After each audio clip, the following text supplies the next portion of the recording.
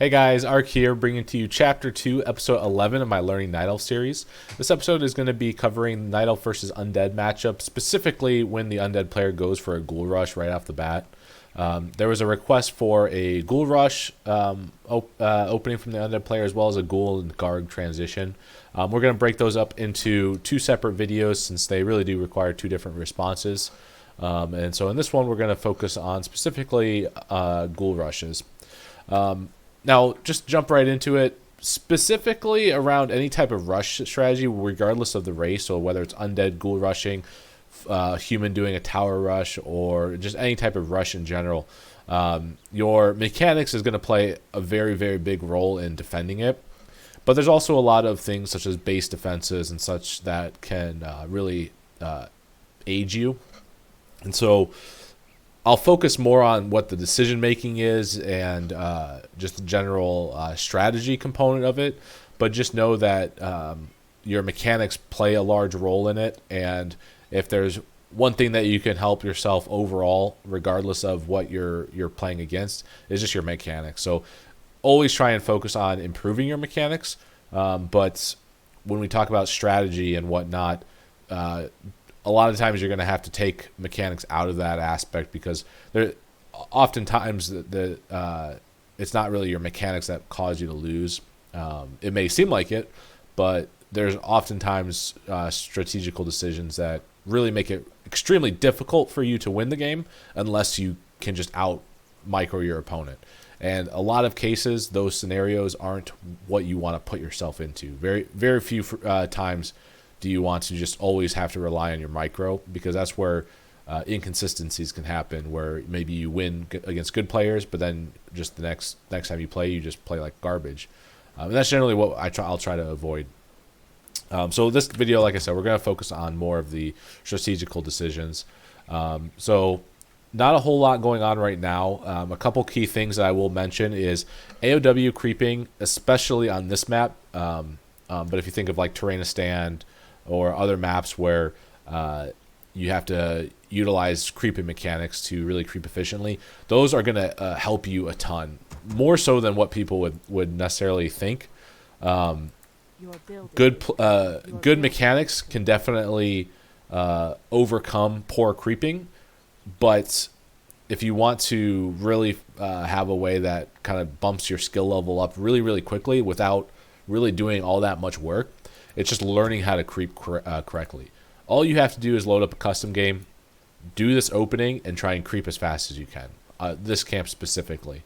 So many times I see a ton of players just don't utilize Lightning Shield correctly, don't utilize creep pulling correctly, and so definitely that's a huge focus. And so I'm just going to keep the screen on here as we go, and just pay attention to how I creep this, and really ask yourself, do you creep this camp just as fast as how I crept it in this case? And if you don't, that's pretty much going to be my first recommendation for you to really work on. Now, I'm going to try and cut. Actually, I'm going to pause. So I'm going Demon Hunter. You can see generally my opening build or base layout, how it's starting to take shape. I have a video in Chapter 1 on Undead base layouts, but just notice how there's a lot of openings in here that one, I close off spots in my base so I can micro archers and stuff through that and really make it difficult for his units to try and go after my archers. The other thing I'm doing is I'm leaving openings in my base. Now, if they're not ghoul rushing me, these openings are going to be used for Ancient of Lores or my later tech buildings. But this also is a place that I can put Ancient of Wars down, extra moon walls down to really close off the back of my base so that they have to basically run around my tree and take attack damage from my tree, or it gives me a spot to put an AOW that adds in another layer for the ghouls to have to run around. So it's kind of a multiple layers to this base layout, and that's kind of why I go with this base layout. And so it's really, really important that you have a strong base layout whenever you're defending any type of rush or any type of defense at your base. Really relies on having a good base layout. So I'm going to start creeping this, but what I see... So I see this is pretty much enough for me to see, but I'm going to see the shop. There we go. So right here, this is pretty much all that I can expect to ever learn from his base. So I see 2 Ziggs, ghouls, I see indication that's a ghoul opening. I don't necessarily see indication that it's a ghoul rush, but just that it's a ghoul opening. So that's pretty much all I'm going to see. And then what we'll watch my Ancient of War creeping. I aggro with my archer and I run it immediately back. The reason why is because I already initiated what was needed to cast Lightning Shield on this archer, which means if I take off this right here, my wizard is running towards this Ancient of War. Basically, it's trying to cast Lightning Shield on my archer, but because it's running away, it has to run towards it, and now you are overcoming the AI that wants to attack this AOW and pulling that wizard into the rogues, which, as you can see, once it does cast Lightning Shield, now it's in range of Lightning Shield for all 3 units, and I'm going to be able to creep this really fast. The next thing I'm going to be doing is once I get, I could aggro this rogue over here, and then it will creep and get me level 2 really fast. Another way that you can creep this a little bit faster, actually, is if you place your AOW right here, you can pull that rogue onto it and get Lightning Shield on all 4 of them, but it's a little bit more of a risk if you get like if they send an early ghoul and pull your creep camp, you're gonna have to cancel your AOW. I generally prefer building my AOW right here versus Undead specifically, and really actually the only versus Undead, rather than placing the AOW there. But just know that there is still a way to creep this really, really fast by just pulling that archer back and getting it in range. So that's the key thing to AOW creeping this camp, and that's what you would definitely want to practice if you are seeing that your creeping is not as fast on this. So just jumping back here, again, I didn't really see a whole lot. I don't really know anything that's coming. Really, I don't think you necessarily need to see any more than that. So we're just going to keep speeding on through it. I'm just AOW creeping. I'm doing a normal build, 21 Archer Food Tech. I'm level 2. That's a big thing also for any rushes. I got pretty good items too. Ring of Protection and Slippers. Certainly one of the best 2 items I could have gotten. And I'm in position that we see I am Wisp Scouting this. I made a little weird movement. It looked like I was actually running to the Undead base. I think that would have been a mistake had I done that. But I scouted out whether he was creeping this. If he's not creeping that, there's only really a couple things that he can do. I knew he was going a ghoul opening, and so generally if you're going to be going for a ghoul opening, you're going to be creeping this. So right here, I know something is weird. But I'm not necessarily thinking a Ghoul Rush yet, which probably in hindsight is probably my mistake on this. I'm thinking that maybe he just started creeping this, but it's a really weird creep route for him to do with the ghoul opening. So I'm going to go ahead and start trying to creep this, and I actually believe I tech, yeah. So right here, I think that was a mistake on my part because I saw the ghoul opening, and I saw he's not doing that, so I don't think I should have teched at all. I think I should have either scouted this base a little bit, and obviously I know now it's a Ghoul Rush, but I think I should have scouted his base before teching. But I see the ghouls now, so at this point, I know I need to defend a rush. I actually cancel my tree, and I start building an Ancient of War. And I'm going to build a Moonwell over here as well. Both of these, I think, are really important to defend a full-on Ghoul Rush. And the reason I say that is because in Undead versus Elf, you really only want to try and tech at least as fast as him. Nothing. You don't really need to tech any sooner than that in terms of how you handle his later game shenanigans. And so if the Undead hasn't teched yet, which you see this Wisp scouts out the extra crypt and the fact that he didn't scout, or excuse me, that he didn't tech. So I know that I don't necessarily need to tech right now, and I need those resources to lay down buildings and everything. So that's kind of the idea that I stayed tier 1. I'm just going to go ahead and throw down buildings to help with my base defense and rely on that.